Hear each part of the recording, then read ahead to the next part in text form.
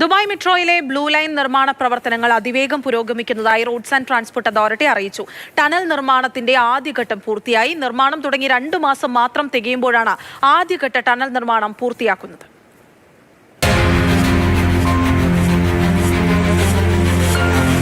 Dubai നഗരത്തിന്റെ അഭിമാന പദ്ധതിയാണ് 2 മാസം മുൻപ് നിർമ്മാണം തുടങ്ങിയ മെട്രോ ബ്ലൂ ലൈൻ.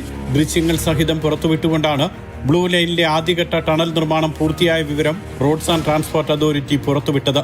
2000 ടൺ ഭാരമുള്ള അൽ വുജീഷ എന്ന ഭീമൻ യന്ത്രം ഉപയോഗിച്ചാണ് ടണൽ നിർമ്മാണം. 30 കിലോമീറ്റർ നീളമുള്ള ബ്ലൂ ലൈനിൽ പകുതിയിലധികവും ഭൂഗർഭ പാതയാണ്. 14 സ്റ്റേഷനുകളിൽ 5 എണ്ണവും ഭൂമിക്കടിയിലാകും. നിലവിലുള്ള റെഡ്, ഗ്രീൻ ലൈനുകളെ തമ്മിൽ ബന്ധിപ്പിക്കുന്ന വിധത്തിലാണ് ബ്ലൂ ലൈൻ നിർമ്മിക്കുന്നത്.